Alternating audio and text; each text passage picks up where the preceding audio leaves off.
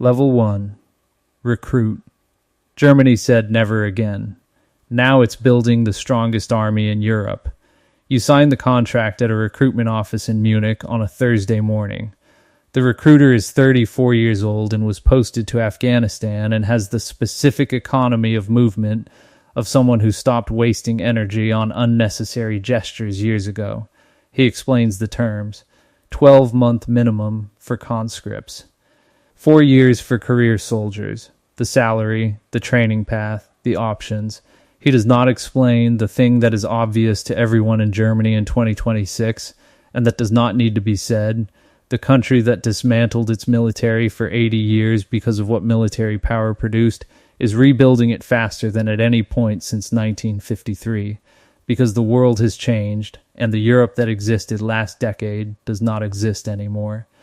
Your grandfather served in the Wehrmacht. You know this. Your family does not discuss it. The German relationship with military service carries this weight in every generation. The knowledge that the uniform has meant different things at different moments in this country's history, and that the meaning is not fixed, and that you are choosing to put it on anyway because the alternative has become more frightening than the history. Basic training runs 9 weeks at the training center. Physical conditioning, weapons handling on the G36 assault rifle, first aid, NBC, nuclear, biological, chemical, protection procedures, and the legal and ethical framework governing the use of force. The Bundeswehr's founding doctrine is Innere Führung, leadership from within, which establishes every soldier as a Staatsbürger in uniform, a citizen in uniform, not a weapon to be aimed. A person with constitutional rights and responsibilities who has chosen to serve. The distinction matters. It is the explicit rejection of what the German military was before 1945, written into the institution at its founding in 1955, and still the philosophical core of how you are trained. You graduate. Your parents attend. Your grandfather's photograph is not on any wall in your house. You understand this without it ever being discussed. Level 2. Soldat. Infantry Battalion. General duty infantry in the modern Bundeswehr means you are a piece of an institution in the middle of the most comprehensive transformation in its history. Germany's personnel growth plan targets 260,000 active duty soldiers by the mid-2030s, up from 185,420 today. New legislation passed in January 2026 enshrines the milestones in law. Recruitment is running 10% above last year's pace. Applications are up 20%. You are part of a surge, part of a generation joining a military that the previous generation treated as an embarrassing obligation. A Cold War relic to be quietly defunded while trading with everyone and offending no one. That era ended in February 2022. You know the date the way your grandparents knew the date the wall fell. Your platoon runs exercises with Dutch, British, and French units at Grafenwohr. Interoperability is built at the squad level. A German Jaeger and a British rifleman learning to communicate under fire, finding the procedures close enough to work. What the exercises don't resolve is the equipment. Germany has ordered F-35A aircraft to replace the Panavia Tornado. The Leopard 2A8 pipeline is running. But the procurement machine, designed for peacetime timelines, is running against urgency that peacetime timelines cannot serve. The maintenance backlog your sergeant describes is not hypothetical. You learn the texture of an institution that is serious, but catching up. The gap is not comfortable. You decide it is worth closing. Level 3, Unteroffizier, NCO. You are in Lithuania with Panzerbrigade 45, Litauen, the first permanent basing of a German combat brigade outside domestic borders since 1945. Read that again. Since 1945. The Bundeswehr has not permanently stationed a combat unit outside Germany since the end of World War II. 80 years of deliberate strategic restraint, institutionalized as doctrine and national identity, ended with an order that placed a German armored brigade on NATO's eastern flank, 40 kilometers from the Kaliningrad Oblast, the Russian exclave on the Baltic Sea that is home to the Iskander ballistic missile system, capable of reaching Berlin in under 4 minutes. Your role as Unteroffizier is squad leader. 9 soldiers. You are responsible for their training, their equipment readiness, their welfare, and in a combat scenario, their lives. The weight of that responsibility is one you were told about in training, and that you now carry in a different and more specific way than you could have understood from a classroom description. The brigade conducts joint exercises with Lithuanian, Latvian, Estonian, and British forces. The threat assessment is not theoretical.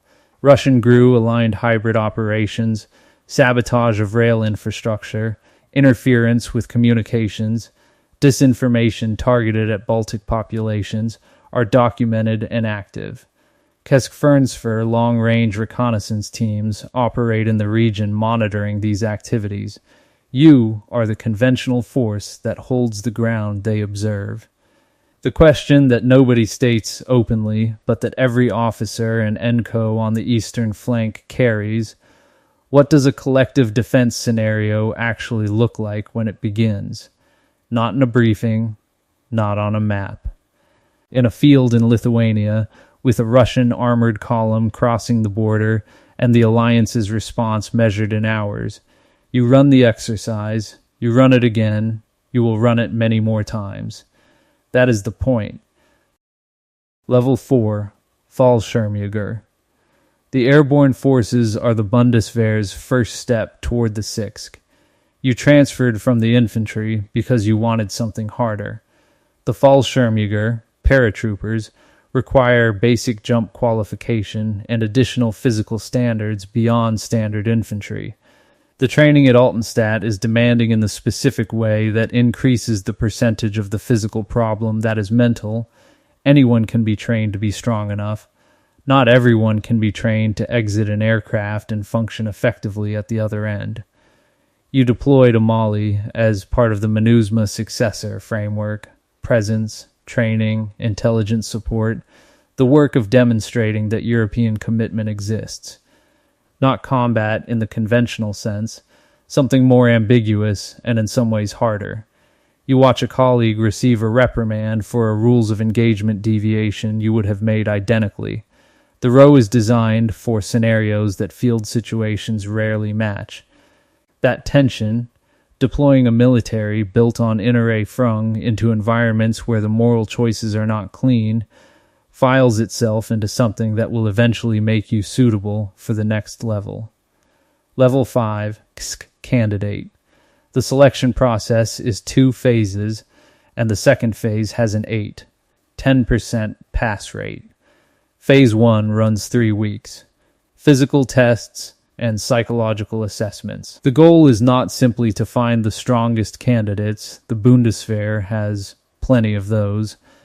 It is to find candidates who perform under conditions of sustained uncertainty, sleep deprivation, and psychological pressure without either collapsing or doing something reckless to end the discomfort. The psychological profile the KSK selects for is specific: high tolerance for ambiguity, capacity for independent decision-making in the absence of instruction, and the ability to function as part of a small team in conditions where no one is coming to help. Phase 2 runs 90 hours. A solo evasion exercise in the Black Forest. No food, no sleep, no assistance. You navigate a course against instructors actively trying to locate and identify you. The exercise tests not whether you can perform the tasks. By this point, every candidate is technically competent, but whether the specific texture of your character holds when everything comfortable has been removed. 9 out of 100 candidates who enter the KSK process complete it. You are one of 9. The 2-year training pipeline that follows takes you to Norway for Arctic warfare, Austria for mountain operations, El Paso for desert training, San Diego for amphibious work, and Belize for jungle experience. 20 courses across 17 schools in locations spread across the world, each adding a specific capability to a soldier who is being built to operate anywhere, in any environment, with minimal support. By the end, you are a Kommandosoldat, a commando soldier, in the only Tier 1 special operations unit Germany has. The unit that Germany lacked in 1994 when Belgian paracommandos had to rescue German citizens from Rwanda because the Bundeswehr had no one qualified to do it. That specific embarrassment is the institutional founding story of the KIX, and every operator knows it. Level 6. KIX Kommandosoldat. In April 2023, your unit deployed to Khartoum. Sudan was collapsing faster than evacuations could be planned. KISK operators secured the Wadi Sedna airfield north of Khartoum against RSF militia forces. A400M transport aircraft landed. 704 civilians evacuated in under 48 hours.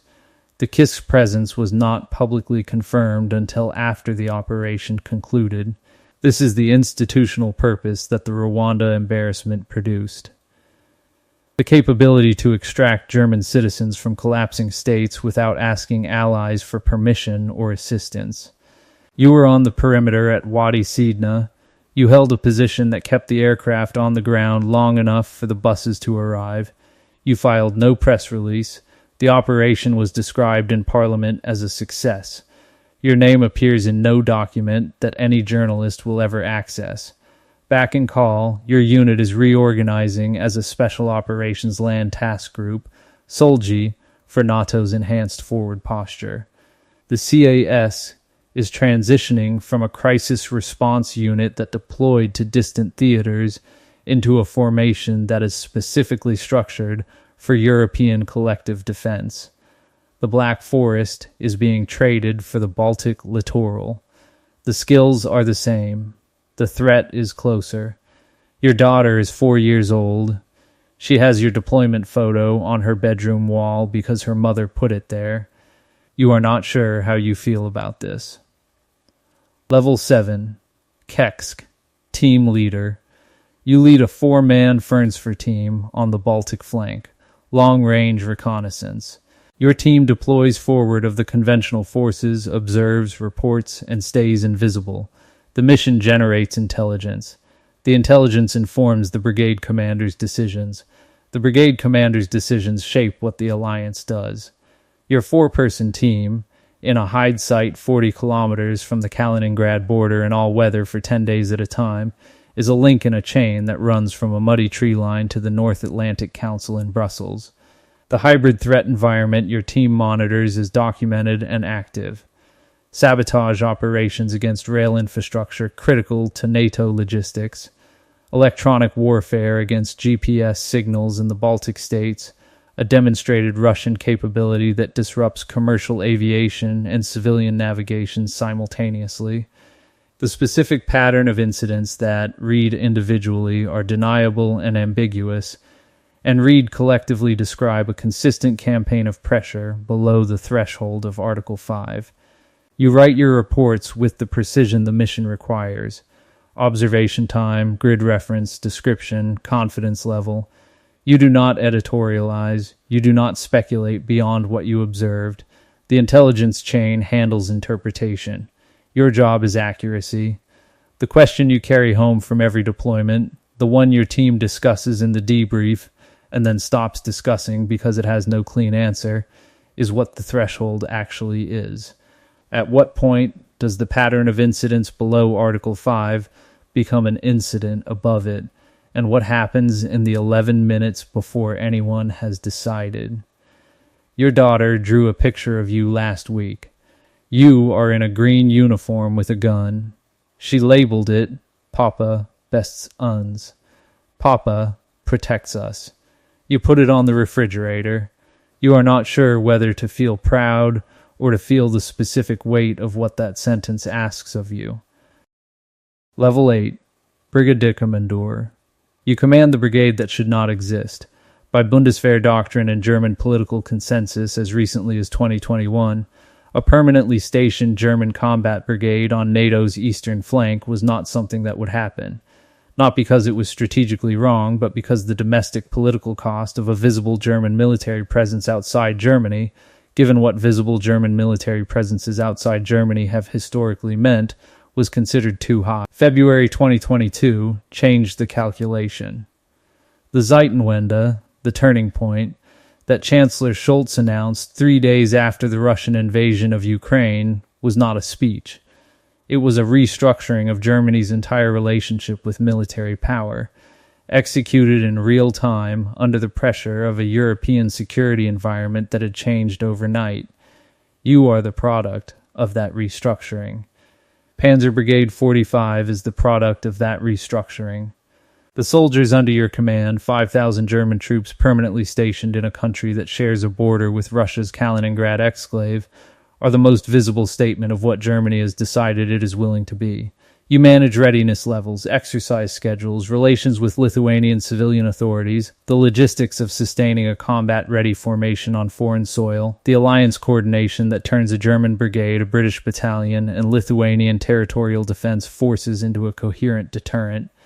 Germany's spending grew 24% in 2025 to $114 billion, strongest conventional force in Europe by 2039. You are the institutional proof the aim is not rhetorical.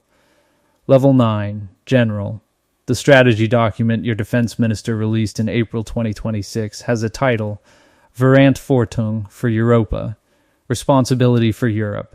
That phrase contains the entire arc of what Germany has decided to become. Not Verantwortung for Deutschland, responsibility for Germany. For Europe. The country that was prohibited by its own post-war consensus from projecting military power beyond its borders has chosen, in 2026, to name its military strategy as a European responsibility. That shift is constitutional in weight, if not in legal form. You have signed deployment orders sending German soldiers to Lithuania, Mali, Kosovo, Somalia, the Sahel. You brief the Bundestag's Defense Committee on matters requiring legislative authorization, the democratic oversight the Bundeswehr's founding doctrine requires. Germany has 185,000 soldiers today. It needs 260,000. Recruitment is running above target for the first time in a decade. Something has shifted. Not a return to nationalism, which the Bundeswehr was explicitly built to prevent, but a recognition that the security Germany took for granted for 80 years was not self-sustaining, that it required maintenance, that the maintenance is a collective responsibility. Your grandfather's photograph is on your desk. He served in the Wehrmacht. You have never discussed with anyone what he did or did not do.